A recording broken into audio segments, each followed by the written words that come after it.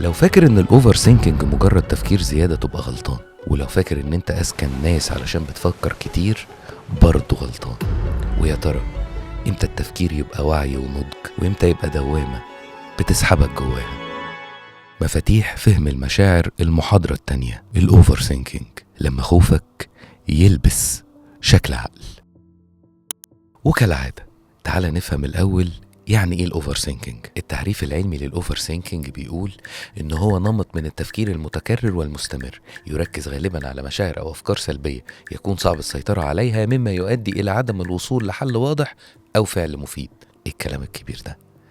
ببساطة كده بيبدأ الاوفر سينكينج جواك بسؤال بسيط، وبعد دقايق السؤال بيبقى شبكة أسئلة، كل احتمال يجر للاحتمال اللي بعده، وكل إجابة تفتح باب جديد من الأسئلة لحد ما انت تتعب من كتر التفكير، بس ما بتوصلش لحاجة، لا أخدت قرار ولا ارتحت.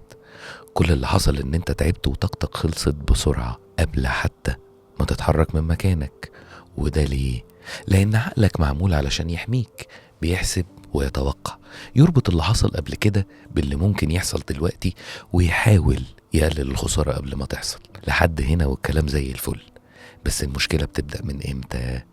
لما التفكير يبقى بديل عن الفعل، بدل ما تستخدمه علشان تختار تستخدمه علشان تأجل الاختيار، وبدل ما يقربك من الواقع يسحبك لسيناريوهات ملهاش نهاية. في دراسة من جامعة هارفارد الباحثين لقوا فيها ان الناس بتقضي تقريبا 47% من وقت اليقظة بتاعهم وهي بتفكر في حاجة تانية خالص غير اللي بتعملها. يعني السرحان ده حاجة طبيعية فينا كلنا، لكن في فرق بين دماغك تسرح شوية ودماغك تسحبك من حياتك. السرحان العادي بيجي وبيروح، وعلشان كده أنا النهاردة مش جاي أقولك بطل تفكير، لأن التفكير مش عدوك. كل اللي هنتعلمه النهاردة إمتى التفكير يبقى وعي يساعدك، وإمتى يتحول لدوامة تشدك لتحت. دوامة شكلها أسئلة وجواها 1000 احتمال. وزي ما احنا عارفين لغة المشاعر وفهم النفس لغة محتاجة تمرين وممارسة، زيها زي أي لغة تانية. لو حسيت إن أنت محتاج تتعلمها ابعتلي أو اكتب حتى كومنت، وأنا هبعتلك تمرين بسيط يساعدك تفهم مفاتيح الخروج من الأوفر سينكينج. ولو تعرف حد دماغه مش سايباه يرتاح ابعتله الحلقة دي، يمكن توصل له في وقت هو محتاجها. أول مفتاح لفهم الأوفر سينكينج مفتاح صغير جدا بس خبيث شوية. الأوفر سينكينج غالبا ما بيبدأش بفكرة كبيرة، بيبدأ بفكرة صغيرة، حاجة كده شبه الهوك اللي بيصطادوا بيه السمكة، بس المرة دي الهوك ده بيصطادك انت من الواقع بتاعك. والفكرة دي غالبا بتكون جاية من إحساس صغير إنك مش مطمن، حاجة جواك بتحركك وتقولك استنى ما تتحركش دلوقتي، راجع تاني، يمكن في حاجة ناقصة، يمكن في خطر انت مش شايفه. وهنا التفكير بيبان كأنه بيحميك، بيبان كأنه بيقولك خليك صاحي وواعي، خليك سابق الخسارة قبل ما تحصل. وده طبيعي جدا، لأن واحدة من أهم وظائف عقلك إنه يحسب ويتوقع ويحاول يحميك من الخسارة قبل ما تحصل. طب المشكلة بتبدأ إمتى؟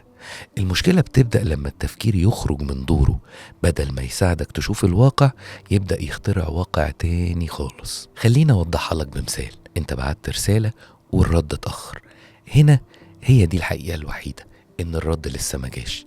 لكن الاوفر سينكينج بيعمل ايه؟ ما بيقفش عند الحقيقة دي، يبدأ يحرك أسئلة جواك، يخليك تسأل هو اتغير؟ هو انا قلت حاجة غلط المكالمة الأخيرة؟ طب لو بعد عني؟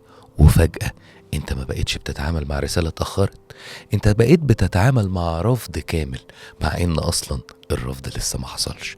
وهنا في فرق مهم جدا تفهمه، في فرق ما بين انك تستعد وانك تستنزف نفسك. الاستعداد بينتهي بخطة، انما الاستنزاف بينتهي بإرهاق ليك. معناه ايه الكلام ده؟ الاستعداد معناه انك تبص للواقع وتسبقه بخطوة، يعني تقول ان الرد اتأخر، ما ممكن يكون هو مشغول، او انك هتستنى وقت معقول، ولو الموضوع ده اتكرر هتسأله بهدوء عن السبب. كده انت فكرت واستخدمت التفكير علشان تعمل تصرف واضح. لكن الاستنزاف بيعمل العكس تماما، ياخد نفس الموقف ويكبره لحد ما يبلعك جواه، ودوامة أسئلة. طب لو هو بيتهرب؟ طب لو خلاص اتغير؟ طب لو العلاقة خلصت؟ ولو ولو ولو ولو ملهاش آخر. وعلشان كده مش كل تفكير كتير يبقى وعي، أحيانا التفكير بيبقى خوف، بس بيبقى لابس شكل منطقي. وخد بالك، الخوف لما صوته بيعلى جواك ما بيقولكش دايما الحقيقة، ساعات يديك احتمال بس بيقدمهولك على انه دليل، يخليك تحس انك لازم تحلل اكتر وتراجع اكتر وتتوقع اكتر علشان ما تتفاجئش. بس اللي بيحصل انك بتتعب قبل حتى ما تعرف الحقيقة، وبتدفع تمن حاجة لسه ما حصلتش اصلا. في دراسة اسمها Exposing Words Deceit، الباحثين تابعوا توقعات القلق عند اشخاص بيعانوا من القلق العام او الاوفر سينكينج، لقوا ان 91% من التوقعات دي ما حصلتش اصلا. بس ده مش معناه ان خوفك تافه ولا ان اي قلق جواك كذب، لكن معناه ان القلق احيانا يكبر الاحتمال لحد ما بيبان كأنه واقع. وهنا لازم نسأل نفسينا سؤال واحد بس: هل التفكير ده طلعني بخطوة ولا طلعني متوتر؟ لو طلعك بخطوة يبقى ده استعداد، لو طلعك بتوتر وسيناريو جديد يبقى ده الأوفر سينكينج. المفتاح التاني: كتر الاختيارات ممكن يجمدك. خليني أقربها لك بحاجة بتحصل لك كل يوم. تفتح نتفليكس علشان تختار فيلم تتفرج عليه، اختيار بسيط جدا، المفروض ان دي حاجة انت بتعملها علشان تبسطك وتريحك، بس اللي بيحصل تلاقي نفسك بتقعد تقلب وتقول ده طويل، ده شكله مكرر، ده ممكن ما يعجبنيش، ده الناس قالت عليه مش حلو، وفي الاخر تلاقي نفسك تعبت من الاختيار قبل ما تتفرج اصلا. في تقرير نشرته نتفليكس سنة 2016 عن سلوك مستخدميها، اتقال ان المستخدمين كانوا بيقضوا حوالي 18 دقيقة في التصفح قبل ما يختاروا حاجة يتفرجوا عليها، وساعات بعد اللف ده كله تلاقيه خرج من غير ما يتفرج على حاجة اصلا، مع ان ده اختيار بسيط. فيلم لو طلع وحش هتقفله، مسلسل لو ما عجبكش هتغيره، مفيش حياة هتتهدد. طب تخيل بقى لما الاختيار يبقى اهم من فيلم، لما الاختيار يبقى علاقة او شغل، مواجهة، قرار طريق لازم تاخده. هنا الاوفر سينكينج بيعمل معاك نفس اللعبة بس على حاجة اخطر، ما بيفتحلكش اختيارين، يفتح لك كل النهايات مرة واحدة بكل احتمالاتها. وساعتها الحيرة ما بتبقاش من كتر الاختيارات بس، لكن كتر الاختيارات بيصحي جواك خوف متغطي، خوف من الغلط او الندم، خوف انك تشيل نتيجة او قرار انت مش شايف اخره، فتعمل حاجة شكلها منطقي، تحسب، تستبعد، تراجع، تفتح احتمال جديد، بس في الاخر ما بتتحركش. وخد بالك من الجملة دي: لو التفكير فتح لك طريق ده وعي، لو فتح لك 10 أبواب وسابك واقف في مكانه ده أوفر سينكينج. والخروج مش إنك تلاقي الاختيار المثالي، الخروج إنك توقف النزيف ده، حدد وقت، اختار خطوة وقيم بعد الخطوة. مش لازم اختيارك يبقى للأبد، ولا لازم تختار من غير خوف، ولا لازم تبقى مطمن 100%، لأن الطمأنينة الكاملة مش دايما بتيجي قبل القرار، ساعات بتيجي بعد ما تتحرك. فاسأل نفسك: أنا بدور على قرار ولا بدور على ضمان مستحيل؟ لو بتدور على قرار اختار خطوة كافية، ولو بتدور على ضمان كامل هتفضل واقف مكانك. المفتاح الثالث: لما تعيش المستقبل قبل ما يجي. في قصة تجربة علمية منتشرة جدا، راجل كان محكوم عليه بالإعدام. الراجل ده قالوا له إن هم هيعدموه بس بشكل مختلف شوية، قالوا له هنعدمك بقرص التعبان. خدوا الراجل دخلوه مختبر وغموا عينيه وشغلوا صوت تعبان ومشوا حاجة على ايديه كأن في تعبان ماشي على ايده، واستخدموا معدن قرصوا بيه. المعدن ده ما كانش فيه لا سم ولا فيه اي حاجة، مجرد شيء يحسسه انه اتقرص فعلا. الغريبة ان الراجل جسمه اتشنج وبدأ يصرخ، وفي الاخر الراجل مات. نفهم ايه من التجربة دي؟ نفهم ان الانسان ساعات اوقات مش بيتكسر من اللي حصل، بيتكسر من اللي صدق انه هيحصل. يعني التوقع السلبي ممكن يعمل رد فعل حقيقي على جسمك، اتوترت قلبك يدق بسرعة مع ان ممكن الخطر نفسه لسه ما حصلش. وده بالظبط واحد من اخطر فخاخ الاوفر سينكينج، ان المستقبل لسه ما جاش بس انت بتدفع ثمنه دلوقتي. تبقى قاعد عادي في كافيه، قهوتك قدامك والمزيكا جميلة والدنيا ماشية، وفجأة دماغك تفتح باب بكرة وتسأل سؤال: ماذا لو؟ وفي لحظة ما بتبقاش قاعد القعدة الحلوة اللي كنت قاعد فيها، انت بقيت عايش في الكارثة مع ان الكارثة لسه ما حصلتش. والاخطر بقى من كده انك ساعات ما بتكتفيش انك تخاف من المستقبل، انت بتبدأ تتصرف كأنه حصل فعلا. تخاف ان شخص يبعد فتقرب زيادة، تسأله زيادة وتعاتبه على حاجة هي ما حصلتش اصلا او هو ما عملهاش، فتبدأ تخنقه باسم الحب وتضغط عليه باسم الخوف، وفي الآخر الخوف ده اللي كان بيقولك احمي العلاقة يبقى هو السبب إن العلاقة دي تتعب وتموت. وده بيحصل كتير. تخاف من الفشل فتأجل البداية، بتخاف من الرفض فما بتسألش، تخاف من الخسارة فتتمسك بطريقة تخسرك الشخص، وتخاف من بكرة فتبوظ النهاردة. وده فخ المستقبل، إنك ما تسيبش بكرة يجي، انت بتجره من رقبته وتعيشه دلوقتي. طيب أكسر ده ازاي؟ بتكسره مش ان انت تقول لنفسك ما تخافش، لأن الجملة دي غالبا مش هتعمل معاك أي حاجة، زيها زي معلش. الأقوى بقى إنك ترجع للواقع بسؤال واحد: هل اللي انت خايف منه ده حصل ولا انت شايفه قبل وقته؟ لو حصل يبقى تعامل معاه كواقع، اسأل نفسك ايه التصرف المتاح، ولو ما حصلش خليه في مكانه في الخيال.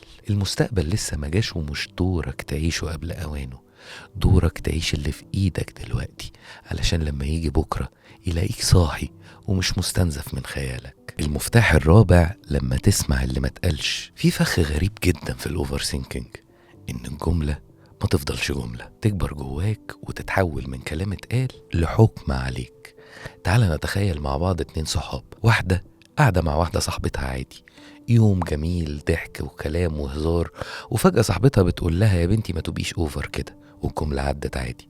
صاحبتها كملت كلامها وغيرت الموضوع ونسيت أصلا إنها قالتها، لكن هي فضلت واقفة عندها، سامعة معاها هي شايفاني ببالغ ولا بتتريق عليا ولا قصدها تهني.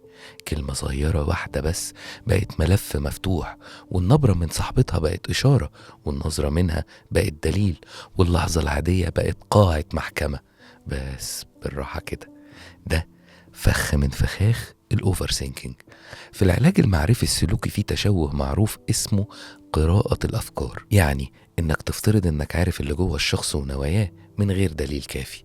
هو قال كلمة انت سمعتها نية، هو اتأخر في الرد انت سمعته رفض. صاحبتها قالت جملة واحدة بس ما تبقيش اوفر، بس دماغها ما سمعتهاش زي ما هي قالتها، دماغها كملت الباقي من عندها، وكأن في صوت تاني جواها اشتغل وقرر يحدد نيتها بدلها. صوت يقول انها مش هزار، صوت يقول انها قصدها تصغر مني او تهني. وكل ده ما حصلش، هي قالت جملة واحدة بس دماغها حطت تحت المعنى ده خوف، وتحت الخوف حكم على نفسها. وده اللي بيعمله الأوفر سينكينج. وهنا لازم نفهم حاجة مهمة، إن قراءة الأفكار مش معناها إنك غبي ولا إن إحساسك ملوش قيمة، لأ، إحساسك مهم، بس إحساسك مش دايما دليل. في فرق ما بين إنك حاسس إن الجملة وجعتك وبين إن هي أكيد كانت تقصد تجرحني. الأول إحساس، التاني حكم على نية حد، والحكم محتاج دليل. علشان كده أول سؤال تسأله لنفسك إيه اللي اتقال فعلا، مش إيه الفيلم اللي اتفتح جواك. ما تبقيش أوفر دي جملة، لكن هي بتقلل مني دي ترجمة للي جواك. وتاني سؤال، ليه سمعتها أصلا بالطريقة دي؟ لأنك ساعتها ممكن تحط إيدك على حاجة أنت ما كنتش تعرفها عن نفسك من زمان. الخلاصة يا صديقي، مشكلتك عمرها ما كانت إن دماغك شغالة، المشكلة إنك سبتها تشتغل لوحدها من غير ما انت اللي تمسك الدف. مش مطلوب منك على فكرة تبطل تفكير ولا تبقى بارد ولا تلغي إحساسك. كل المطلوب منك إنك تعرف إمتى التفكير ده يقربك من الحقيقة وإمتى بيسحبك لدوامة شكلها عقل. وتفكيرك مش عدوك، بس محتاج سواقة. ولو لقيت نفسك رجعت تاني للأوفر سينكينج، جرب تستخدم التمرين اللي هبعتهولك، وارجع بس للحلقة دي. سلام.